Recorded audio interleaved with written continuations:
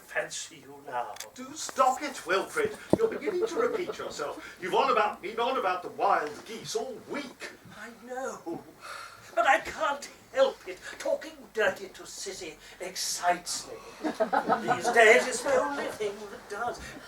The truth is, Reg, I think about sex all bloody day and all bloody night. I should be past it, but I'm not. Do you suppose I'm peculiar? I can't see a woman without undressing her, imagining myself doing unspeakable things to her, all the other way round.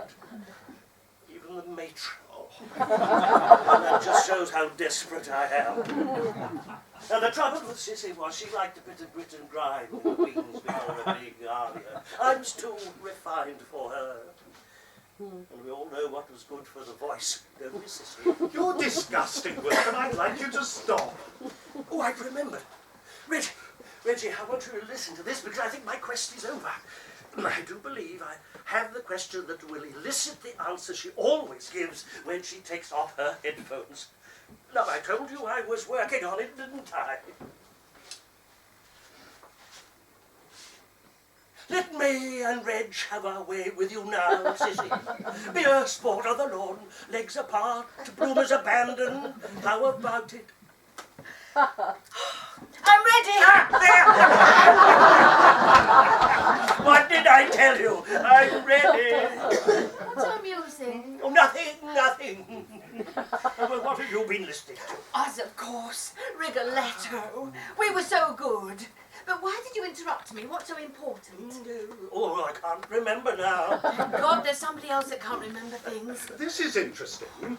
The question as to whether poetry and music in combination can or cannot exist... Cissy Robson. And hurrying us through breakfast this morning. Don't mention breakfast in my presence. And bundling us out of the way in Il Duce and Matron in a sweat, I thought to myself, oh yes, they're expecting someone grand. Well, why didn't you tell me?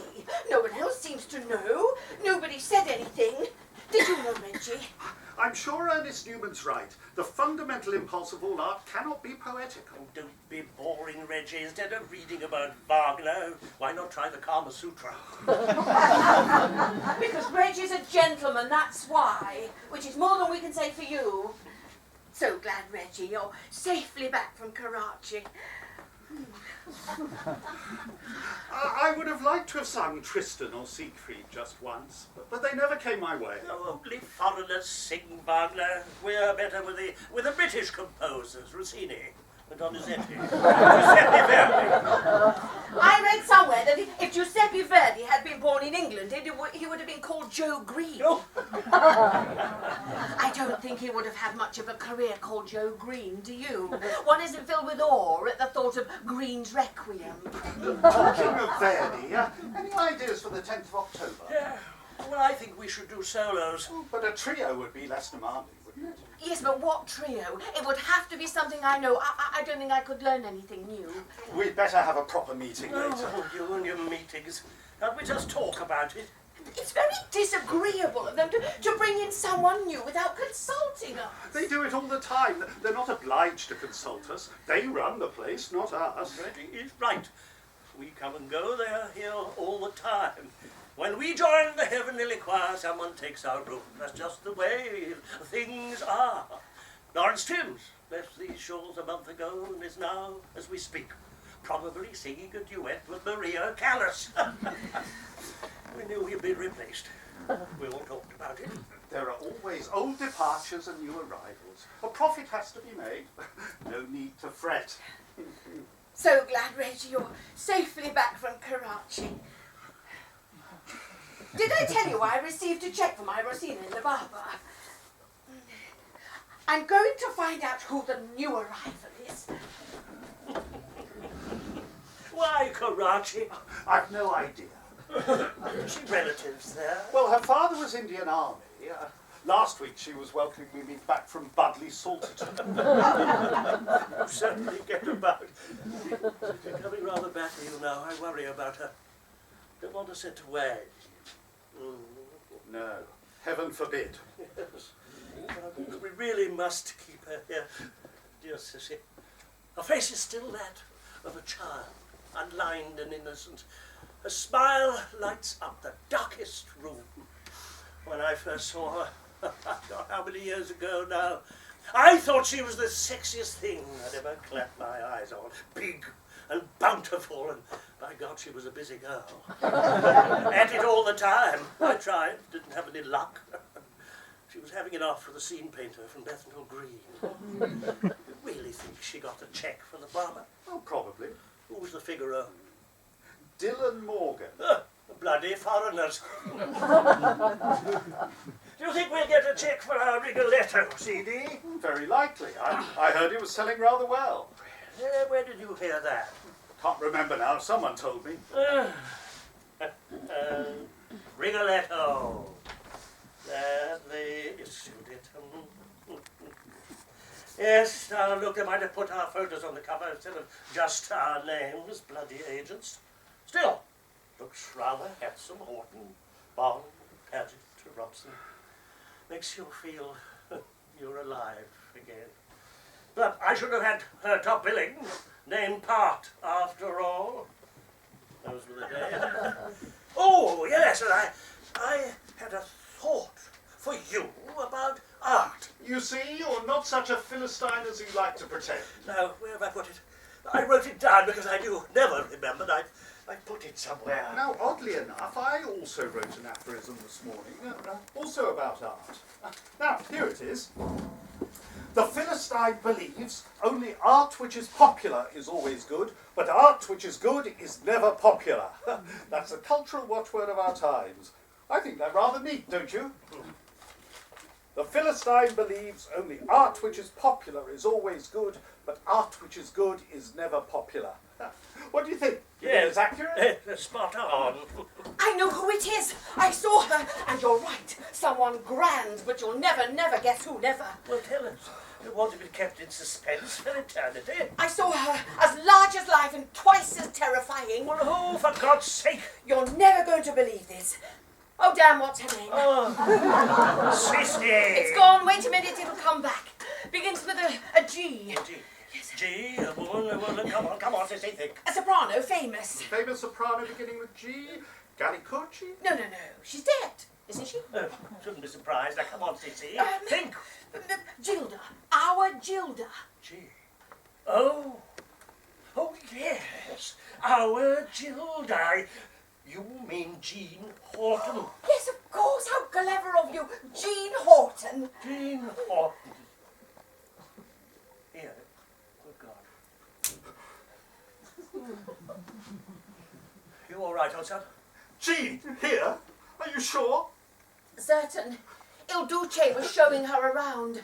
He was basking in reflected glory.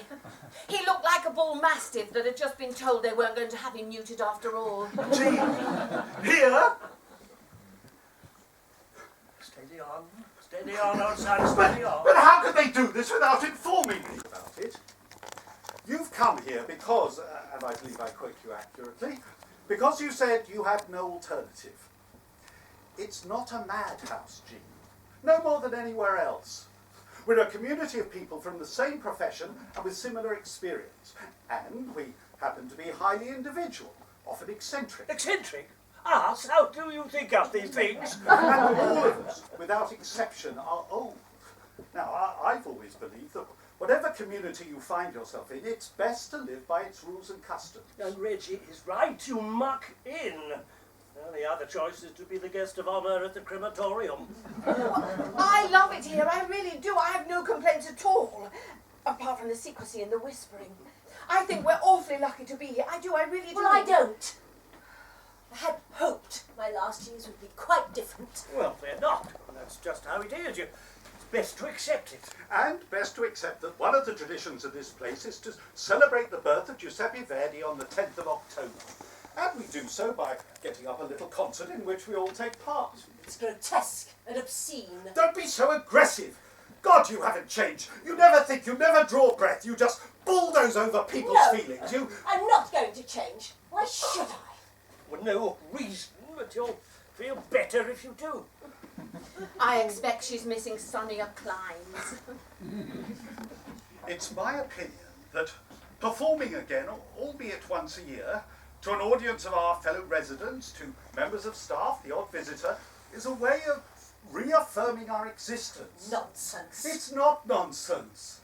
We, all of us living in this house, were born with a musical gift. Ours was the singular ability to raise our voices in song. Now, many years on, old age has thrown us together at a time when our voices are nothing more than a fond memory, like us.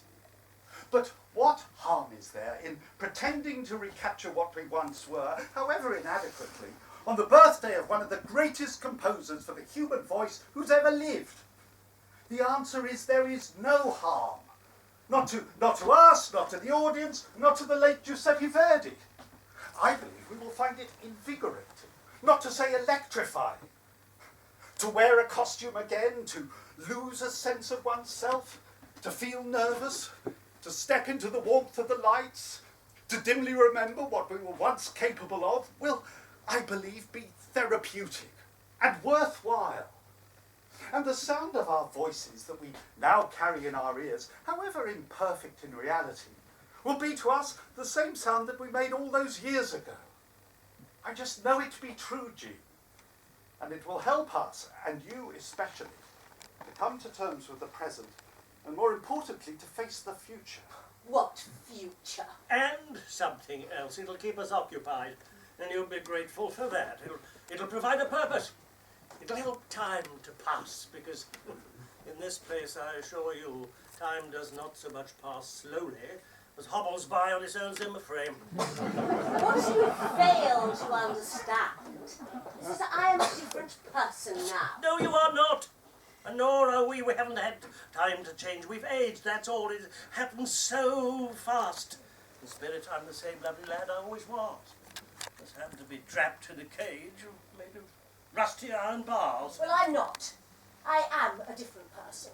But I revere the memory of what I once was. Well, you'll find that bloody pointless and totally tiring, so I would stop it if I were you. Well, you're not me. When I speak of that somebody I once was, it is as though I'm speaking of another human being, whose body and mind I happen to inhabit. That someone I once was shone in the firmament. You're repeating yourself. Oh, shut up, Reggie. The passage of time, her light grew dim, and is now it's extinguished. Oh, who are we talking about now? We're talking about me. Jean Horton, that was. Yes, Jean Horton, that was. I will do nothing to tarnish what she achieved. The very thought that I should even attempt. It's unthinkable.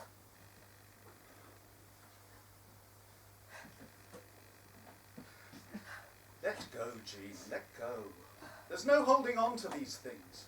Face reality for once in your life. We're alive now. Make the most of it. Make the most of these days, these hours, this moment. Oh, to hell with the Jean Horton that was. Live now, for God's sake. We're alive. Let's celebrate that. We're artists. We're meant to celebrate life. What else are we doing for all those years? It's an obligation. Sing with us. Angelique! Angelique! Yes, sing with us, and I promise you'll be eternally grateful. Yes, eternally. Oh, to hell with the people we once were. When did any of you last sing? Has anybody heard you recently? I'm not talking about the sound you carry in your heads. Do you have any conception of what you now sound like? Do you really want to be a laughing stock? Is she right, Reggie?